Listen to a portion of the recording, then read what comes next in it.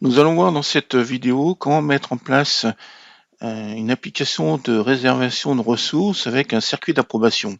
Alors pour cela, on va utiliser l'application calendrier dans SharePoint. Alors tout d'abord, pour mettre dans le contexte, on va admettre que nous allons mettre en place un système de réservation d'ordinateurs portables pour le collectif. Alors, on va déjà créer une liste personnalisée qui correspond au motif de réservation.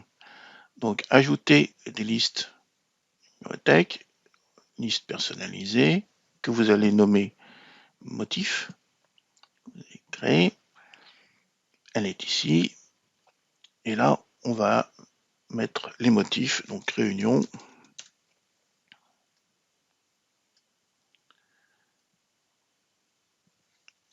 Données qui correspond au traitement des données, par exemple.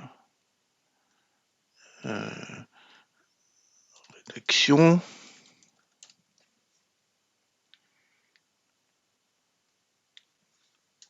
Maintenance. Bon. Et puis on va s'arrêter là, on va mettre autre.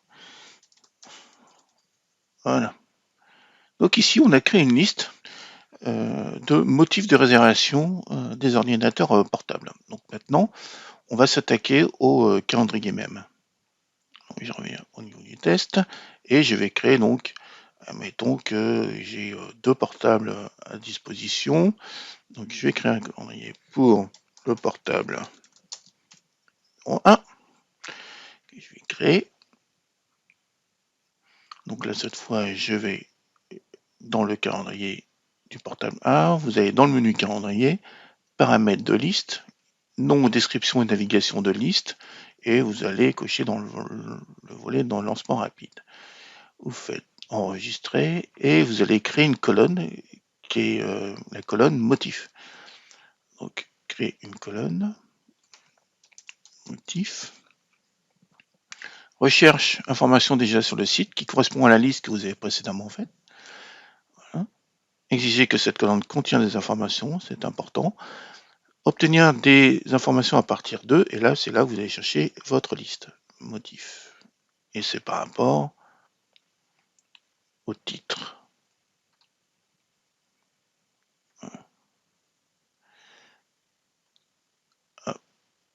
Et nous allons créer un deuxième calendrier, cette fois pour le portable numéro 2.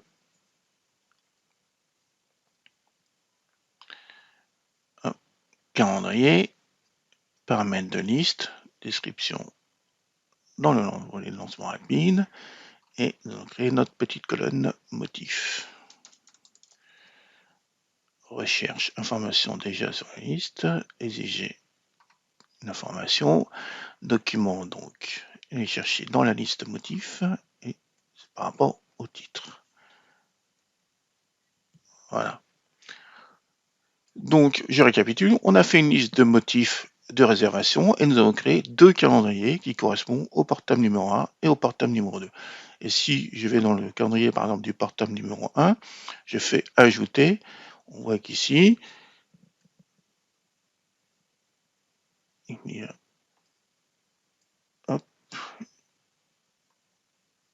une petite... Voilà, j'ai oublié de faire autoriser plusieurs valeurs. Je fais OK, je vais faire la même chose pour le portable numéro 2, paramètres de liste.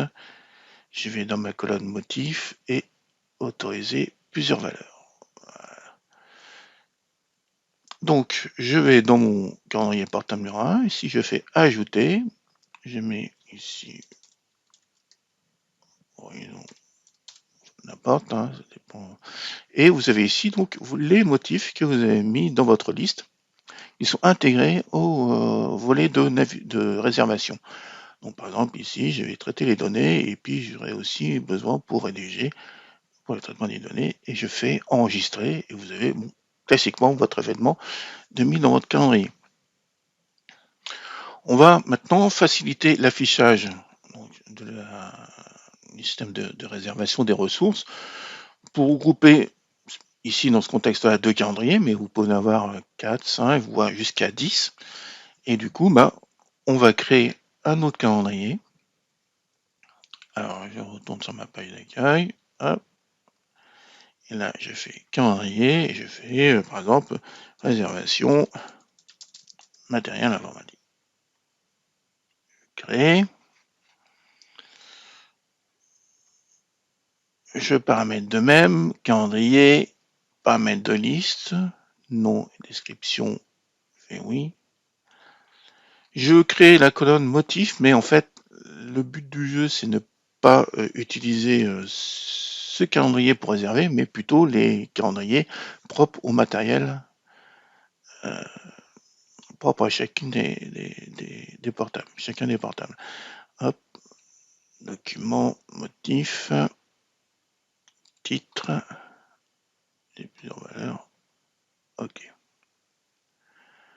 Donc ici, on a notre portable, calendrier portable 1, portable 2 et réservation des matériels informatiques. Je vais dans ce calendrier-là et je vais retourner dans le menu calendrier et cette fois, je vais dans calendrier superposé. Nouveau calendrier. Et ici, je vais dire, le premier calendrier superposé, ça va être le portable numéro 1. Ici, vous avez un certain nombre de couleurs attribuées. Donc, je prends la première. Vous cliquez sur résoudre. Et voilà, vous avez le portable 1 ici que vous sélectionnez. Calendrier est toujours affiché. Et vous faites OK. Et du coup, maintenant, je souhaite aussi intégrer le deuxième calendrier. Donc, je vais mettre portable. Portable 2. Ici, je vais changer de couleur. Alors, on va mettre un truc, je sais pas, tiens, rouge. Résoudre. Cette fois, je clique le menu déroulant dans le portable 2. Calendrier, c'est bon. Et toujours affiché. Et je fais encore de nouveau OK. Et donc là, vous êtes au niveau du calendrier réservation matériel informatique et vous voyez déjà que la réservation que j'avais faite dans le calendrier portable 1, qui est ici ou ici, hein, quand vous voulez, et ben, elle est remontée dans ce calendrier là principal, qu'on va appeler principal. Notez que, d'autre part, il attribue la valeur qu'on a renseignée tout à l'heure au niveau du menu calendrier superposé. Ainsi, si les personnes ont besoin de réserver, ils ont on va retourner par exemple à l'accueil, sur le portable 2 par exemple, qui vont ici réserver. Alors hop. Voilà, donc on va mettre réunion, hop. Donc là j'ai réservé ici.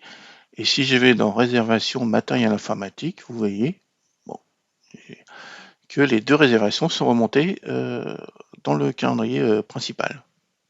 Vous avez bien sûr accès directement au calendrier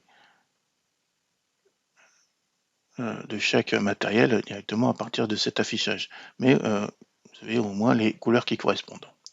Alors la gestion en réservation des ressources, il est quelquefois nécessaire de mettre un circuit d'approbation.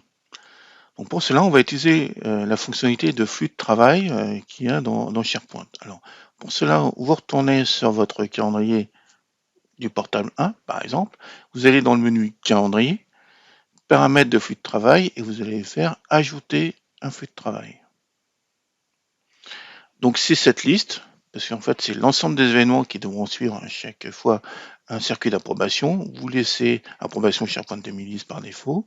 Vous donnez un nom, donc approbation portable 1. Vous laissez tâche du nouveau, historique, et vous cochez la création d'un nouvel élément démarrage ce flux de travail. Vous cliquez sur suivre. Ici vous mettez le ou les approbateurs.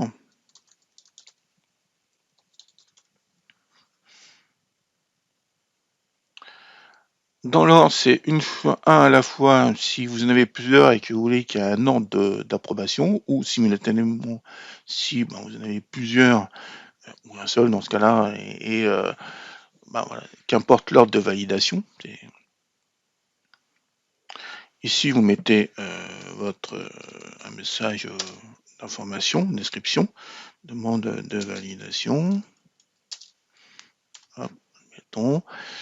Et vous cochez mettre à jour le statut d'approbation lorsque le flux de travail est terminé. Hop, et vous faites enregistrer. Donc vous avez créé un flux de travail pour le portable numéro 1. Vous allez faire la même chose pour le calendrier du portable numéro 2. Calendrier, ajouter un flux de travail, cette liste, approbation portable 2, la création d'un nouvel élément démarre ce flux de travail, suivant, ici.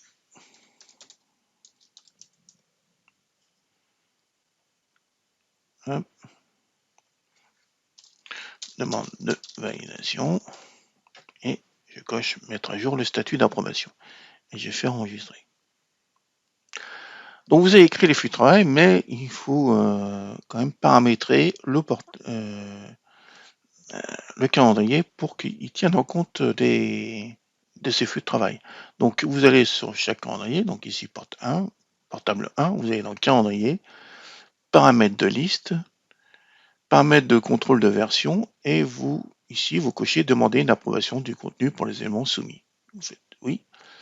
Ici, vous avez le choix qui peut voir les éléments de brouillon dans liste. Vous pouvez laisser par défaut, c'est très bien. Uniquement les utilisateurs pourront approuver des éléments. Vous faites OK. Et vous faites la même chose pour le portable, pour le ou les autres matériels.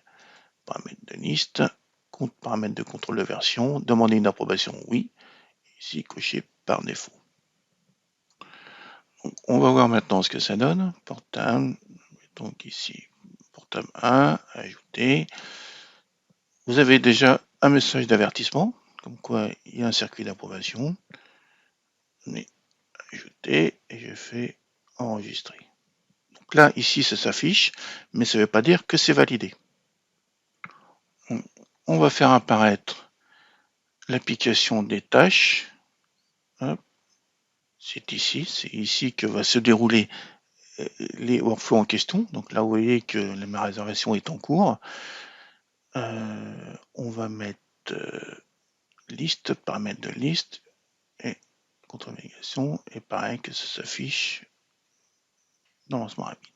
Donc je reviens à la tâche. Donc vous allez recevoir, donc la personne qui est, ou les personnes qui sont habilitées à approuver vont recevoir une notification par mail avec ce lien pour arriver dans les tâches, et il vous suffit de cliquer dessus et vous avez la possibilité soit d'approuver, de refuser, de demander modification, réaffecter la tâche. Donc là, du coup,